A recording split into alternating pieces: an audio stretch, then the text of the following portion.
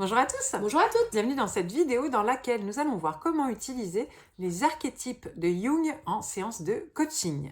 Je m'appelle Anne Dabo, je suis coach professionnelle et co-dirigeante du centre de formation Zen Pro. Cécile Neuville, je suis psychologue et coach et durant mes études, j'ai eu largement l'occasion d'étudier tout ce qui est lié à la psychanalyse, à toute la thérapie analytique et dans ces courants-là, qui sont déjà plus anciens, nous avons un nom qui ressort souvent, c'est Carl Gustav Jung. Donc Jung, qui est vraiment réputé dans ces domaines-là, a élaboré toute une théorie autour des archétypes pour pouvoir aider les personnes à explorer les profondeurs de leur psyché. C'est vraiment aller creuser au plus profond de leur personnalité à partir de ces fameux modèles. Alors archétypes, vous avez peut-être déjà entendu parler, comme je pense que c'est pas, enfin, comme moi je baigne dedans, j'ai l'impression que c'est normal, mais je ne sais pas si même en les dehors gens de la entendent parler. psychologie, on peut Ouais, entendre parler d'un archétype. On voit de quoi il du s'agit. sage, de l'archétype du héros. C'est Voilà. l'architecture d'un type de personne. Voilà, c'est ça, pour faire simple. Et souvent inspiré ou relié à des événements un peu de contes de fées, de légendes, les mythes, voilà, tout ce qui est un peu mythique, etc., dans lesquels tout le monde se retrouve parce que on a une conscience inconsciente de ce que c'est qu'un héros, de ce que c'est qu'une personne sage, de ce que c'est qu'une mère, etc. Donc là, voilà, Carl Gustav Jung a identifié 10 archétypes. Déjà, on va vous les lister peut-être très rapidement. Et après, on va voir comment les intégrer en coaching et comment ça peut nous servir. Donc, premier archétype. Le premier archétype, c'est l'archétype de l'ombre, qui représente un petit peu les côtés qu'on aime un peu moins de part soi. sombre de nous-mêmes. Ça parle de soi. L'anima et l'animus, c'est la partie yin-yang, féminin, masculin, mais sauf que l'anima, c'est la part féminine de l'homme, alors que l'animus, c'est la part masculine de la femme. Donc là, on verra qu'on pourra s'appuyer là-dessus aussi. L'archétype du héros, là aussi, et ça parle de soi, c'est justement la capacité à faire preuve de force et d'aller rechercher ses ressources intérieures pour pouvoir passer un obstacle. Le fameux vieux sage, le mentor, la personne qui incarne la sagesse dans tous les films, enfin dans tous les contes de fées historiques et compagnie, il y a toujours le vieux sage qui a la bonne parole. On a l'archétype de la mère, donc là c'est vraiment la personnalité qui est maternante, rassurante et qui vient donner de la douceur et de l'amour. Et puis évidemment le père, donc autorité parentale plus vers l'autorité, la discipline, mais aussi la protection, la guidance, voilà, la sécurité, il va protéger aussi souvent. On a l'archétype de l'enfant divin, où là on évoque vraiment l'innocence, la créativité, la pureté, voilà, c'est l'émerveillement. On a le farceur, donc oui, le farceur, la malice, l'humour, le petit, voilà, qui va sortir un petit peu du cadre et un peu remettre tout en question, le coup de pied dans la fourmilière, quoi. Hein. On a ensuite l'archétype de l'ange et du démon, le bien et le mal. Simple, efficace, là aussi on comprend tout de suite de quoi il s'agit. Et surtout, le dernier, c'est celui, et nous en coaching notamment, ça va être un peu notre objectif, c'est l'archétype du soi, celui vers lequel on va tendre à aller avec la personne, c'est de comprendre et conscientiser tout son propre archétype de soi dans sa complétude, voilà, dans toutes ces facettes de l'identité, de la personnalité, pour recréer avec la personne son propre archétype. Et ça, je trouve ça déjà intéressant de se dire qu'on peut être inspiré de tel ou tel archétype dans tel contexte ou autre, mais finalement, on pourrait chacun être l'archétype de nous-mêmes, donc l'archétype de soi.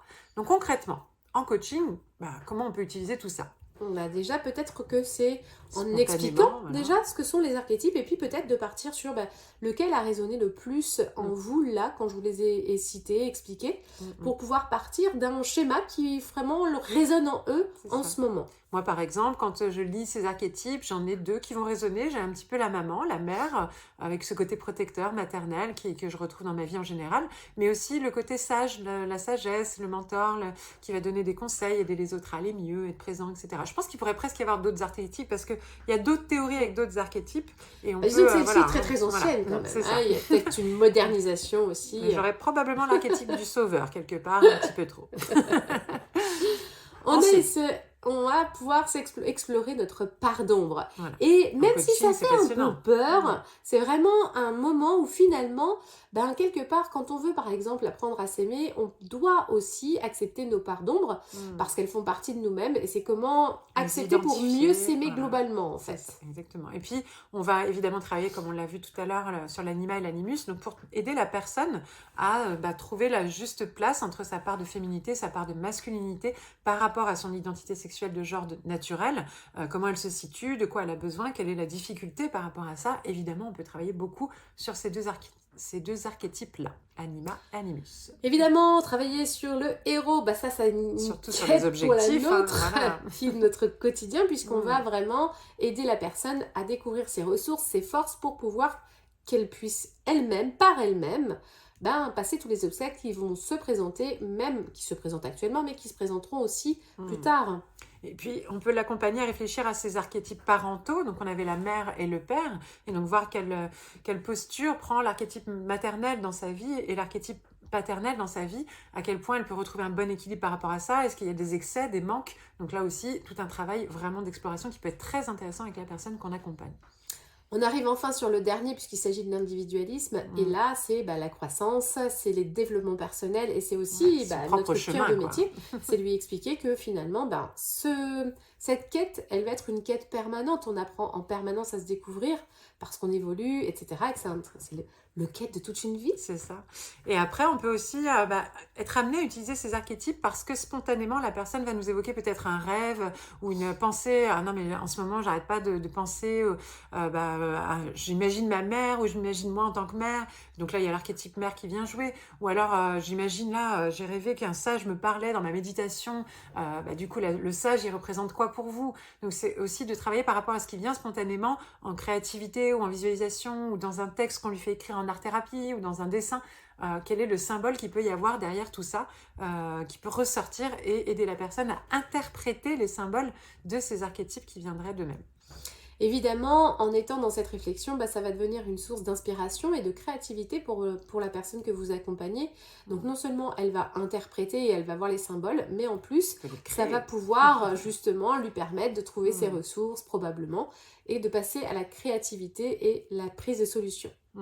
Donc là, concrètement, après, on arrive au coaching de base. Donc, ça veut dire qu'est-ce que je retiens de tout ça, qu'est-ce que j'en retire, quel lien je fais avec mon objectif, comment je vais le mettre en action et quels sont mes engagements d'ici la prochaine séance en lien avec ça. Donc, tout simplement, clairement, on l'intègre en outil de coaching traditionnel.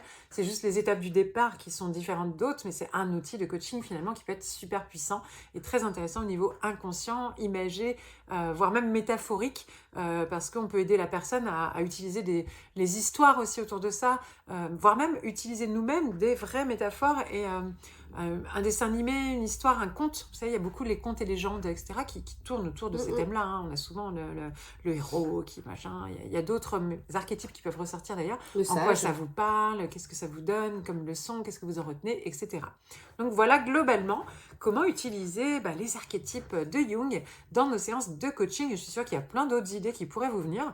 Donc, n'hésitez pas à nous mettre des idées en commentaire si ça vous parle, si ça vous a donné d'autres idées. Et puis, si ça vous a plu, tout simplement aussi. On sera contente. Likez. Abonnez-vous à la chaîne pour suivre au quotidien nos petites aventures. Et surtout, vous pouvez nous retrouver également dans le groupe gratuit des coachs inspirants et épanouis sur Facebook. À très bientôt. À très bientôt. Et Zen Pro, c'est bien plus que ça. C'est aussi un centre de formation sur lequel vous allez pouvoir retrouver une formation pour devenir coach et encore d'autres des tas de formations pour découvrir des outils d'accompagnement. Des formations pour vous spécialiser en tant que coach pour enfants, pour ados ou pour parents. Et puis aussi des outils comme la PNL, l'analyse transactionnelle ou la psychologie positive qui est notre spécialité. Mais déjà, nous sommes heureuses de pouvoir vous offrir un échantillon. Une formation spécialement conçue pour vous. 3 outils d'intelligence émotionnelle à utiliser dans le cadre de vos accompagnements individuels ou de groupe que vous allez avoir offerts et à tester rien que pour vous. Vous allez pouvoir voir si du coup nos formations vous conviennent, si le format est adapté. Vous pouvez aussi venir renforcer votre réseau de professionnels au sein du groupe Facebook du réseau des coachs inspirants et épanouis. On vous dit à très bientôt. À bientôt.